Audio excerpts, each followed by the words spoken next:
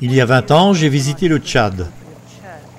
J'ai pris un vol de Washington à Paris et un vol direct d'Air France directement sur N'Djamena. Je me suis rendu dans de nombreux endroits au Tchad et on m'a rapidement rappelé l'importance vitale de l'eau. La moitié du pays est désertique, mais l'eau est précieuse partout. Et je n'oublierai jamais ma rencontre avec un homme qui attendait le baptême depuis des mois et des mois, mais il n'y avait tout simplement pas d'eau. Quand je suis arrivé au Tchad, les membres de l'église m'ont accueilli comme si j'étais un membre de leur famille perdu de vue depuis longtemps. Partout, ils m'ont dit combien ils étaient heureux que leur église mondiale ne les ait pas oubliés. Je ne savais pas grand-chose du pays, mais je savais qu'il était pauvre. Pas seulement au niveau de l'inconfort, mais comment survivre jour après jour. Et que sera fait demain? Pauvre à quel point? Plus de 80% de la population vivait en dessous du seuil de pauvreté et l'espérance de vie était inférieure à 48 ans. Je pense qu'il est juste de dire qu'il y a 20 ans, la plupart des adventistes vivant en Europe, en Amérique, en Australie ou ailleurs ne savaient pas grand-chose sur le Tchad. Aujourd'hui encore, beaucoup d'entre nous auraient probablement du mal à le situer sur une carte. Et pourtant, j'ai trouvé un bureau de mission dans la capitale, à N'Djamena. J'y ai découvert des églises et des entreprises dynamiques. J'ai vu des écoles remplies de beaux enfants et même un petit hôpital. Il y avait un grand groupe de pionniers de la mission mondiale, dévoués et engagés, qui implantaient de nouveaux groupes de croyants dans tout le pays. J'ai visité une église au Tchad qui, comme le reste du pays, était désespérément pauvre. Mais voici ce que je veux dire. L'église était vivante, elle était active, elle était témoin. Elle avait des projets et des programmes. Ils étaient différents dans la société et tous le remarquaient dans leur entourage. Et comment cela s'est-il produit?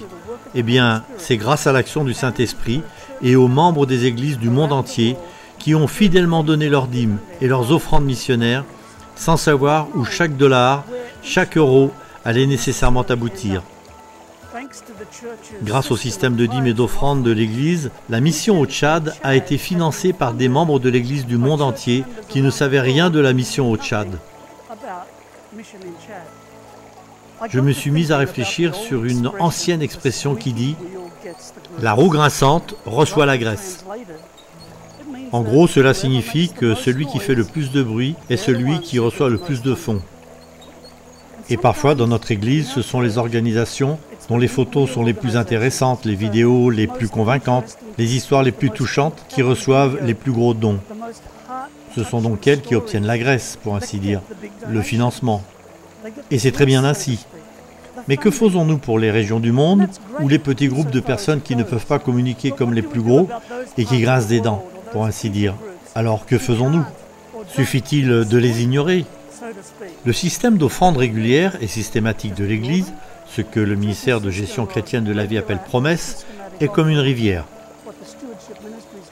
Chaque offrande en faveur des missions est comparée à de l'eau ajoutée à une rivière qui donne la vie et qui coule à travers des terres souvent desséchées, apportant la vie et l'espoir.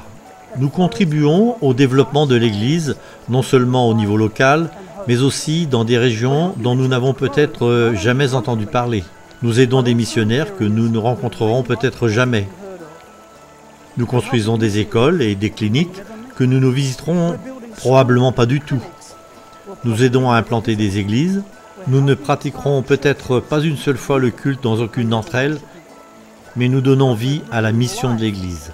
Je ne sais pas ce que fait chaque goutte d'eau dans la rivière, ni où elle va, mais je vois des résultats spectaculaires. Le psaume 104 déclare « Il envoie les sources dans les vallées, il coule parmi les collines. Elle donne à boire à toutes les bêtes des champs. Les ânes sauvages étanchent leur soif. Par eux, les oiseaux du ciel ont leur maison, ils chantent parmi les branches. » Aujourd'hui, les offrandes en faveur des missions permettent d'envoyer et d'équiper des missionnaires dans le monde entier. Notre soutien aide l'Église adventiste à répondre à la grande mission. Grâce à vos offrandes, les missionnaires ont la possibilité de porter l'amour de Jésus jusqu'aux extrémités de la terre.